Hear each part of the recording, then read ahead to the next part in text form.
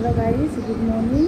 এলা বাজে 9টা 20 আর মোর ভাত হয়ে গেছে। ভাত ওই মধ্যে ঢেঁড়স সিদ্ধ দিছো, আলু সিদ্ধ আর 3 করে পটল ভাজা। ওইটা দিয়ে সকালবেলা ভাত খাই নিল। আর সকালে দেখো ঘামিয়ে তুলেছে, দেখছেন? তারপরে হাত ঠাট সব ঘুরে গেছে, এত গরম। যতক্ষণ আমরা আছি না, খুব গরম, গরমের জন্য থাকতে ইচ্ছা করে না। তো ডেলি দিন তো সকালবেলায় একদিনে একটাতে রান্না করা যায় না, রান্না করলে ওই যাবে না, খেতে ইচ্ছে করে না।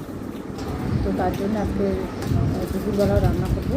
আর এলা খালি সিদ্ধ করা।